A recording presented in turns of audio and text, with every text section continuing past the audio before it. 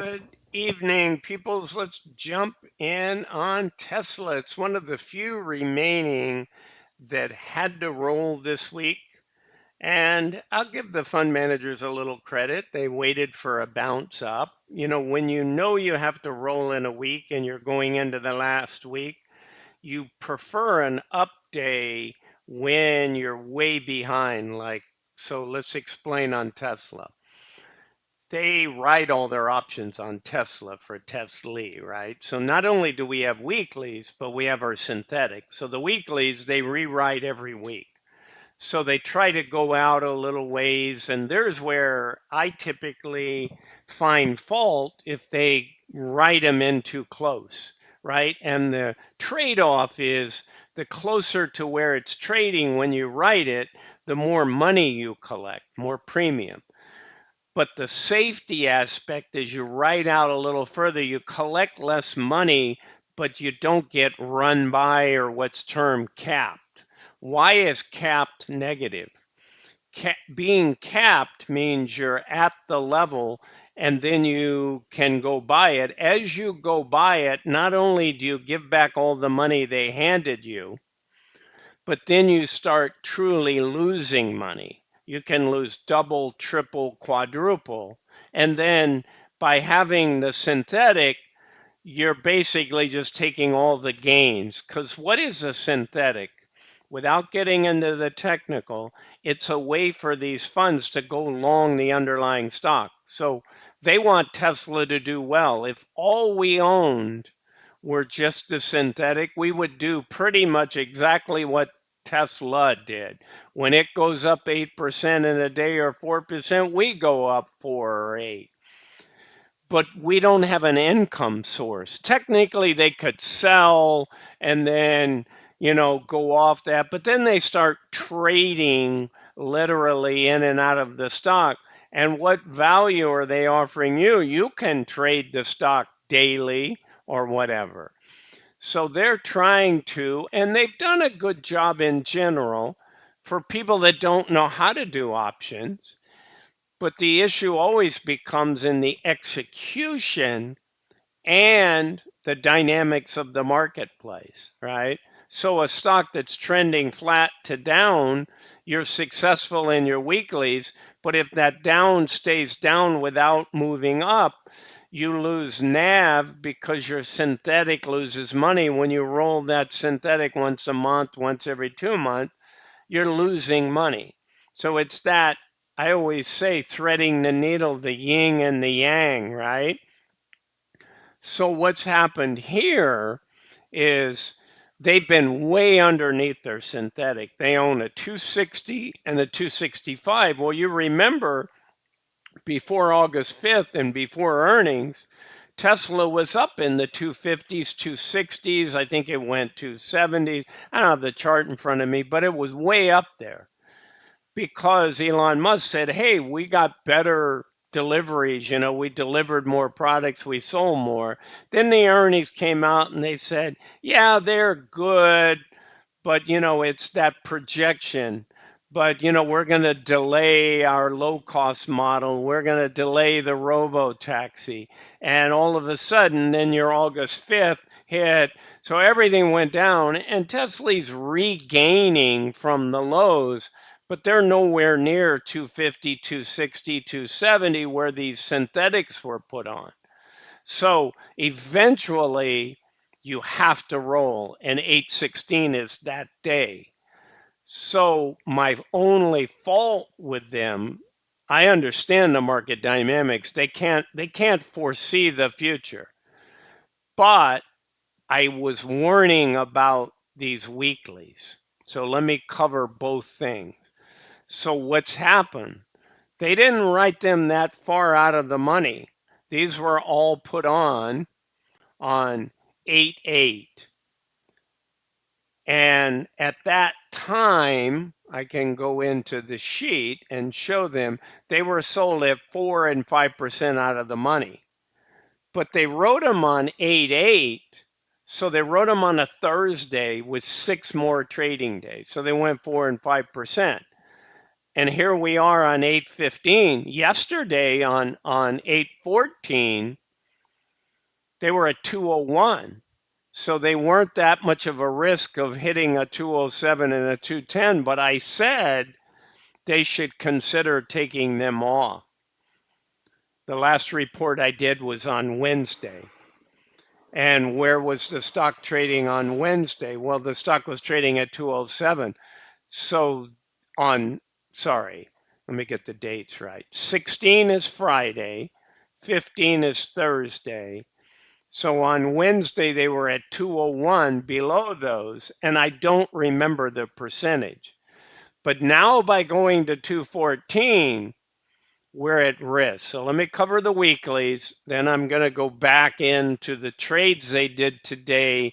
And essentially, all they did was roll out of the 260 synthetic and the 265 synthetic and put new, lower, better synthetics out to October 18. Had to do it. They did a good job, and they waited for a good bounce because at 201 from 265 and 260, you have a bigger gap. So by doing it on the 214 day, it costs them less pain. It's going to cost money regardless. 260 from 214, right, is $44 plus a few days of time premium. So now I'm going to go show you those guys, but also tell you what I see as a little bit of danger in our weekly. So here's exactly what they did, and let me walk you through. It's a handful and a mouthful. Okay.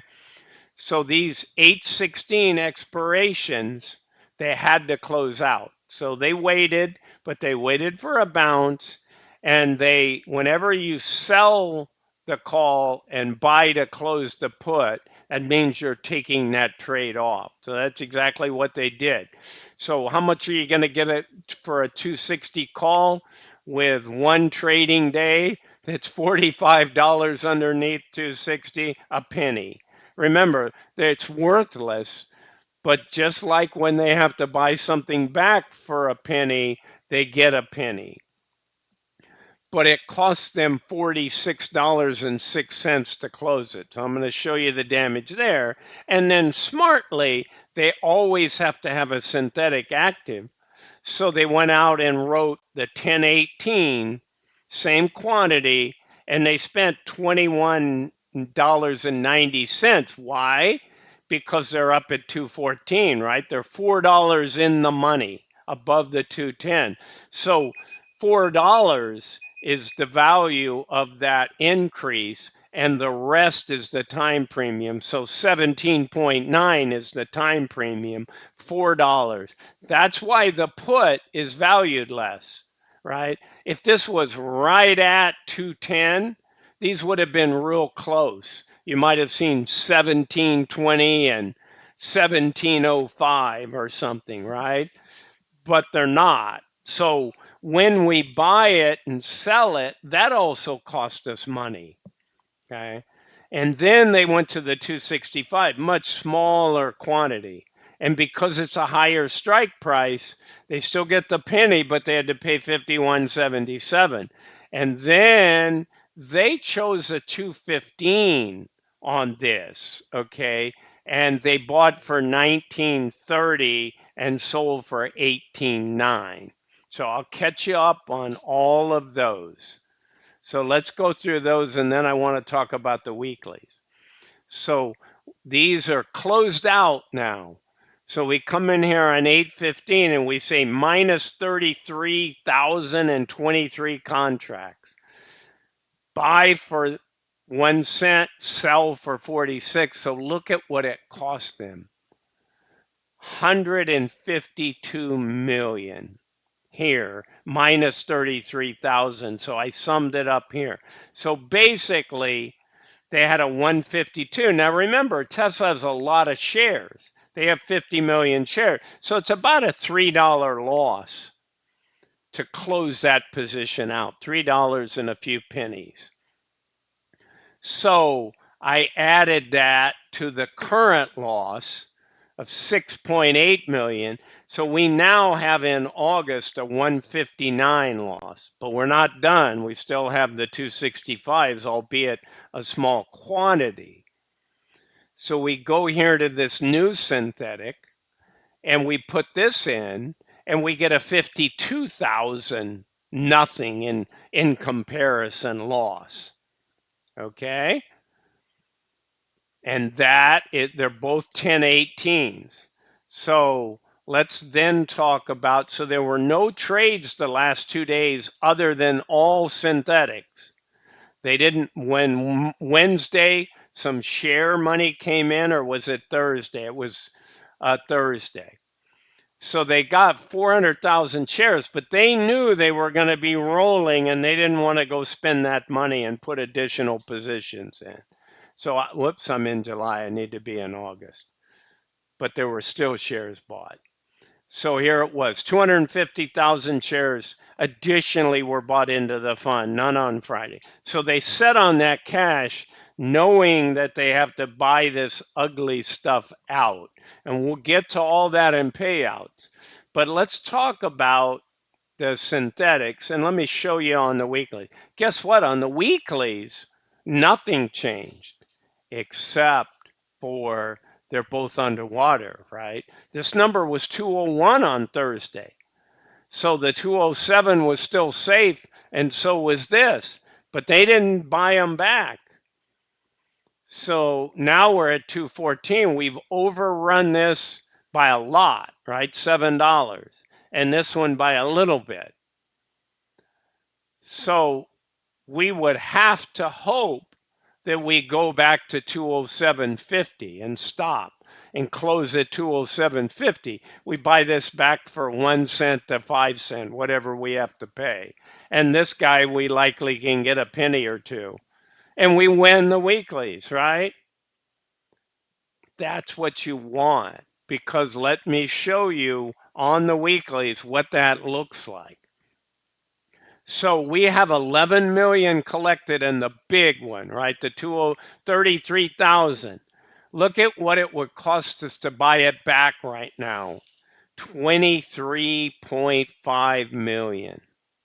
Okay, how much of that is time premium? What's it going to be tomorrow if we end at 214? Well, it's going to be very close. This is going to be about 680, right? I mean, you can do the math. You can come down here and say 214, and then you can say minus 2075, and I add those together, you can see what it is, right? It's 6.5. I don't have to use that. So, but technically we were 214.13. So it should be 663 if it was closing at 214.13. So there's still 20-30 cents. But guys, that doesn't make too much of a difference. So I can go over here and put that in 663. If it closes tomorrow, it's going to cost us 21.8 million on something that we were paid 11 million. I don't even remember what this number was. Doesn't matter. It's going to change. Okay. So you see the yin and the yang. So we got rolled out, but we also got hurt. And this guy is double, right? You can see it over here in the number. So that 11.4 million we were paid is going to cost us 24 million on top of all that synthetic loss. So now, what is positive? There's a tiny bit of positive. We no longer have that paper loss.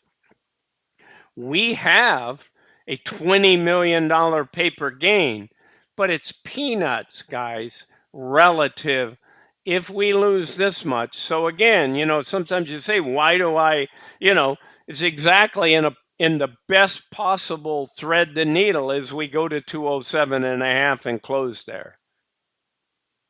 And that way we go from a $23 million loss to an 11.4 million gain. Actually, it would be a 24.2 million loss. Yeah, our synthetic will stay a little bit higher. So if we go to 207, this gain's going to be smaller. It might be 3 or 4 million. But again, it's a paper. You got all the way to October. And that, my friends, is thread the needle and yin and yang. So now I know what you want to see. It's not pretty. So we went from no loss over here at all, even though we had that paper loss. I was saying we had 179 million collectively. And we didn't take that full, right? But in the process of rolling to something, now we go up dollar for dollar every time it rises on the synthetic. So even if we go to 207, we're a little below the synthetic, but we've got all the time in the world, right? I've got to change these dates, but don't worry about that. They're all out there. That's the least. This is just showing you when the next declaration is. So I don't need to change those, but just know that our synthetics are all the way to 1018. So, guys, where does the summary? It says that we have a $3.45 loss for the month. So the payment could be 20, 30, 40 cents only. And that's just the generosity of them paying us. I don't think we can, well, we can work our way out by moving up slowly. But if we don't go back to 207, guys, this goes away. So what happens if this goes away? Let's make this 0 right now.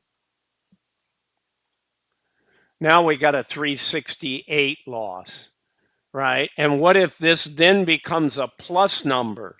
It becomes plus 14 or 15. Then we're even uglier, right? So that's what's at stake if we stay at 214. This goes to $4 because we're going to take a loss on the weekly. All right, guy. And if it runs up to 220, we're going to make more. We're going to get 30, 40, 45 million win on our synthetics, but it's a paper win. And this is going to get uglier in here. We're going to be at a 450 loss. So I don't mean to be Debbie Downer. I'm just telling it like it is. That's one thing you can always depend on me. So I thought it was good execution on picking an opportune time to get out of the synthetic. That saved us 10 or 15 million. But we would have rolled into a lower price and then the gain the next day on Thursday. So it wasn't any poor execution. Back when they wrote the weekly, they were trying, 4 or 5%. Sometimes stocks stay flat. I personally, and I've said that to you guys, I personally see the rest of this month is very good for most all things in the market, most all stocks, and thus the indexes. September is a whole different story.